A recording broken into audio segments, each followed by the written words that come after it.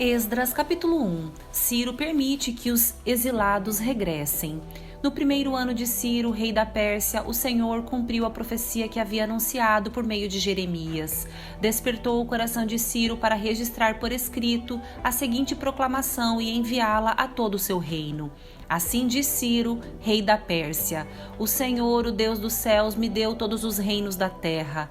Ele me encarregou de lhe construir um templo em Jerusalém, em Judá, que pertence ao povo de Deus. Volte a Jerusalém, em Judá, para reconstruir o templo do Senhor, o Deus de Israel, que habita em Jerusalém, e que seu Deus esteja com vocês. Onde quer que se encontre esse remanescente judeu, que seus vizinhos ajudem com as despesas, dando-lhes prata e ouro, suprimentos e animais, além de ofertas voluntárias para o templo de Deus em Jerusalém. Então o Senhor despertou o coração dos sacerdotes, dos levitas e dos chefes das tribos de Judá e Benjamim, para que fossem a Jerusalém e reconstruíssem o templo do Senhor. Todos os seus vizinhos ajudaram, dando-lhes utensílios de prata e ouro, suprimentos e animais. Também lhes deram muitos presentes valiosos, além de todas as ofertas voluntárias. O rei Ciro tirou os utensílios que o rei Nabucodonosor havia levado do templo do Senhor em Jerusalém e colocado no templo de seus próprios deuses. Ciro, rei da Pérsia, deu instruções a Mitradate, seu tesoureiro, para que contasse seus utensílios e os entregasse a Besbazar, líder dos exilados que voltavam para Judá. Esta é uma lista dos objetos que foram devolvidos: 30 bacias de ouro, 1000 bacias de prata, 29 incensários de prata, 30 tigelas de ouro, 410 tigelas de prata, 1000 objetos diversos. Ao todo, havia 5.400 utensílios de ouro e prata. Besbazar trouxe tudo isso consigo quando os exilados voltaram da Babilônia para Jerusalém. Exilados que regressaram com Zorobabel. Esta é uma lista dos judeus da província que regressaram do cativeiro. O rei Nabucodonosor os havia deportado para a Babilônia, mas eles voltaram para Jerusalém e Judá, cada um para sua cidade de origem. Seus líderes eram Zorobabel, Jesua, Neemias, Seraías, Reelaías, Mardoqueu, Bilzã, Mispar, Bigvai, Reum e Baaná. Este é o número dos homens de Israel que regressaram do exílio. Da família de Parós, 2.172. Da família de Cefatias, 372. Da família de Ará, 775. Da família de Paate Moabe, descendente de Jesua e Joabe, 2.812. Da família de Elão, 1.254. Da família de Zatu, 945. Da família de Zacai, 760. Da família de Bani, 642. Da família de Bebai, 623. Da família de Asgade, 1.222. Da família de Adonicã, 666. Da família de Bigvai, 2.056. Da família de Adim, 454. Da família de Ater, descendente de Ezequias, 98. Da família de Bezai, 323. Da família de Jora, 112. Da família de Razum, 223. Da família de Gibar, 95. Do povo de Belém, 123. Do povo de Netofa, 56. Do povo de Anatote, 128. Do povo de Bet-Rasmavete, 42. Do povo de Kiriat Jearim, Quefira e Beerote, 743. Do povo de Ramá e Geba, 621. Do povo de Miquimás, 122. Do povo de Betel e Ai, 223. Dos cidadãos de Nebo, 52. Dos cidadãos de Magbis, 156. Dos cidadãos de Elão Ocidental, 1.254. Dos cidadãos de Harim, 320. Dos cidadãos de Lode, Hadid e Ono, 725. Dos cidadãos de Jericó, 345. Dos cidadãos de Senaá, 3.630. Estes são os sacerdotes que regressaram do exílio. Da família de Gedaías, da linhagem de Jesua, 973. Da família de Imer, 1052. Da família de Pazur, 1247. Da família de Harim, 1017. Esses são os levitas que regressaram do exílio, das famílias de Jesua e Cadmiel, descendente de Rodavias, 74.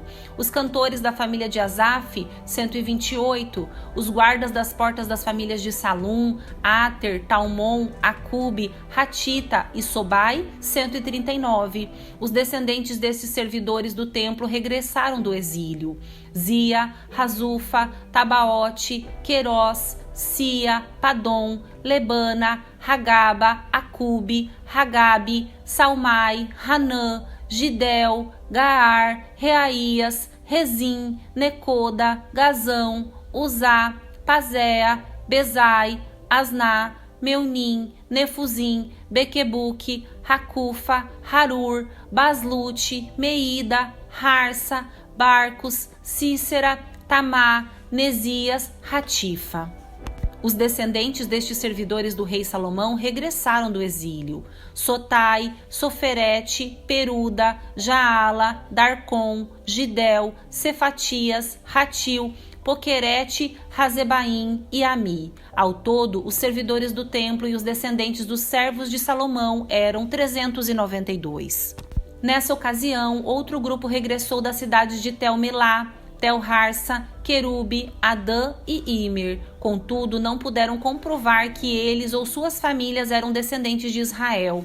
Estavam nesse grupo as famílias de Delaías, Tobias e Necoda, 652 pessoas ao todo. Também regressaram as famílias de 3 sacerdotes, Rebaías, Racós e Barzilai. Esse Barzilai havia se casado com uma mulher descendente de Barzilai de Gileade e assumido o nome da família dela.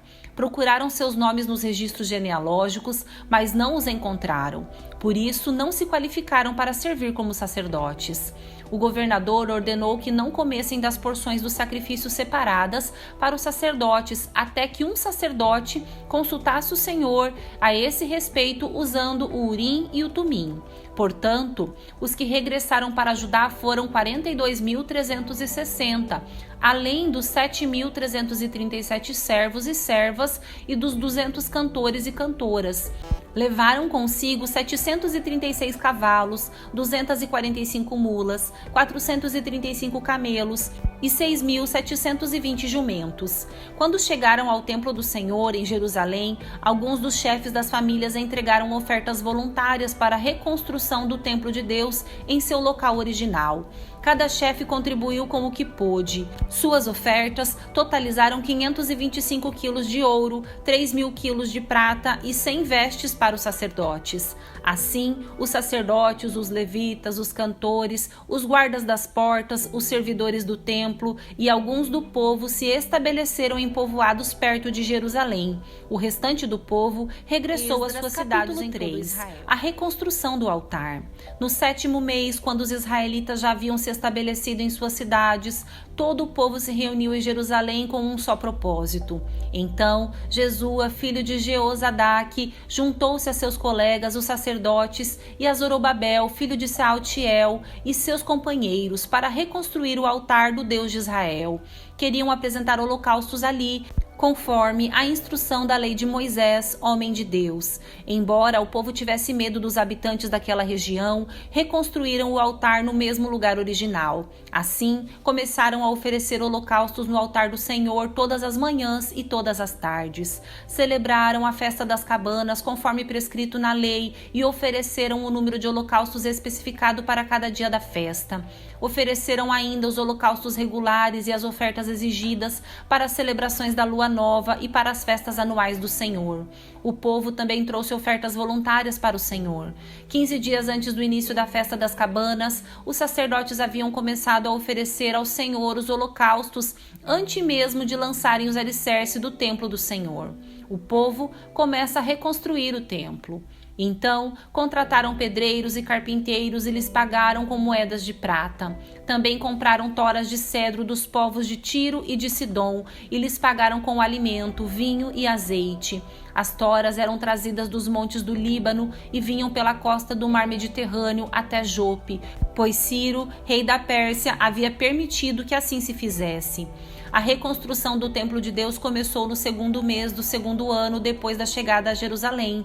O grupo de trabalhadores era constituído de todos que haviam regressado do exílio, incluindo Zorobabel, filho de Saltiel, Jesua, filho de Jeozadaque, e seus colegas, os sacerdotes, bem como todos os levitas. Os levitas de 20 anos para cima foram encarregados de supervisionar a reconstrução do templo. Jesua, seus filhos e seus parentes, Cadmiel e seus filhos e os descendentes de Rodavias supervisionavam aqueles que trabalhavam no templo de Deus. Os levitas da família de Henadad os auxiliavam nessa tarefa.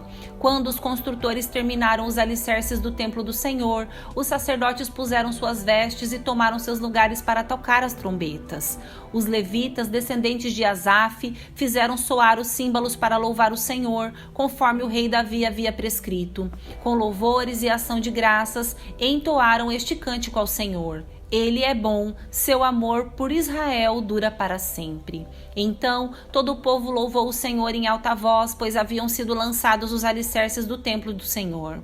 Muitos dos sacerdotes, dos levitas e dos outros chefes da família mais velhos, que tinham visto o primeiro templo, choraram alto quando viram os alicerces do novo templo. Outros tantos, porém, gritavam de alegria. Os gritos alegres e o choro se misturavam num barulho tão forte que se podia ouvir de muito longe.